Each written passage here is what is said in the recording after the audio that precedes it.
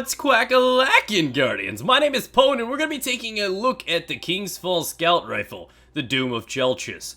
First up in the kit, we've got the Linear Compensator, or the Accurized Ballistics, or the Field Choke. I'd say stick to one of the first two. Next up, we have Cocoon that actually reloads from your inventory when this weapon is stowed.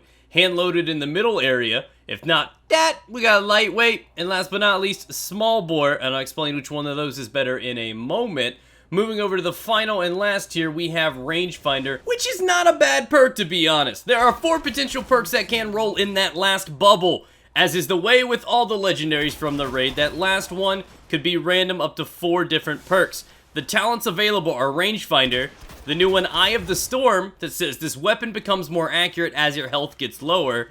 Life Support, kills with this weapon while critically wounded have a chance to start regenerating health. And last up, Full Auto. Out of those, the only one you really want to kind of avoid is Eye of the Storm. The rest are really reliable choices for both PvP and PvE. So let's just talk about some general information before we get started. Back to the perk tree. Now, I would heavily recommend you guys to kind of split these up. Again, it's preference, but I recommend Small Bore for PvP. You only lose 2 shots, but as you can see by the demonstration on your screen, the spread is extremely tight. And ladies and gentlemen, the tighter the better. Wink, wink. So that is a very valuable thing to have in PvP. As for PvE, I like to play it a little safe and prefer the extra 2 bullets at my disposal, and I will go with hand-loaded. So I kind of alternate. PvP, Small Bore. PvE, hand-loaded, and that's how I do it. Again, preference, you pick what you like, and you roll with it.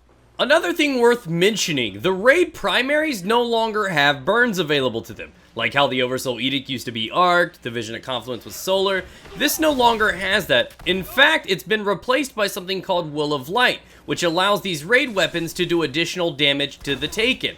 I tried to put this to a study, jumped into level 36 strike, and I noticed that I did 2,800 damage to a basic Scion.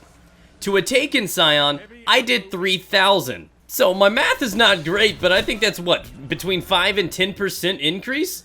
It's not worth losing a burn, BB, but whatever. So that's worth mentioning. Now, how does this thing perform in PvP? Not gonna lie, it hits pretty hard. 63 to the head to be precise. Yeah, get it. I made a headshot joke. Anyways, moving on. So 63 is considerable, but the next tier down is a slightly slower impact but higher rate of fire, and makes those just a little bit more reliable and close to medium range, making them a superior choice. So the gun can be used effectively, but you definitely have to be a precise player. You need to be extremely accurate and confident in your skills because it's not a forgiving weapon. You miss a shot, you're probably going to die. More importantly, it needs to be a headshot. Moving on over to PvE. How does this thing perform in PvE? We've talked about the Will of Light perk, the slight increase to the taken damage. It is definitely a reliable weapon. It's good. It'll one-shot most of those weaker enemies, your Scions and stuff like that. It can be pretty damn reliable in many engagements. And with the 17 or 19 mag capacity at your disposal, you could pack a pretty heavy punch with this thing, especially if you're rocking Rangefinder in that final possible bubble. It allows you to have that kind of comfort, and with that high impact available to it, you can do massive damage from a distance without ever having to put yourself in jeopardy. And that makes it a really good weapon, not only for strikes, but for the raid as well. So to summarize, it's a decent PvP weapon. Again, not great, but not bad either. For PvE, this is where this thing really shines. It's got a decent mag capacity with a high impact, allowing it to be very reliable at distance, keeping you safe and allowing you to pick off enemies with general ease. And again, because of the high impact, it can do some pretty hefty punching to the close quarter area as well. And here comes the twist. The raid weapon that drops in the raid is really good for the raid. Mind blown, right? So no, what's really cool about this gun and the other ones is this Cocoon perk it's got going for it.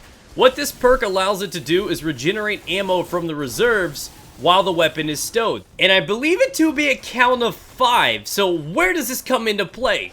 During the raid itself for the major bosses, the War Priest, Golgoroth the Ogre, and Oryx himself. Take for example the Oryx fight.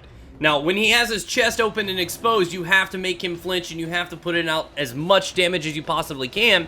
This is where these feed off of each other. Ideally, you'd like to have like this gun followed up with the raid sniper because they'll feed off of each other so well. So what's going to happen is you're going to empty this mag into his chest. Then you're going to pull out the sniper. You're gonna empty that mag into his chest. By the time you pull your primary back out again, that's already been reloaded from the reserves, and you empty that mag, then the sniper has been reloaded, so on and so forth. At that point, you're bypassing the time delay of reloads and just getting the maximum damage output as possible. And that's what makes this perk so useful. Where else is it useful? Probably nowhere. It's cool when it happens, you notice it, but it's kind of like the Pythagorean theorem. When am I ever going to use that? Why did you teach me this in math? Is it almost lunchtime yet? So, with that, guys, thank you guys for watching. Hopefully you enjoyed this gameplay. Let me know if there's anything else you would like to see. Subscribe for future daily Taken King content. And I'm going to go and do some stuff in the things in the raid. Take care, guys.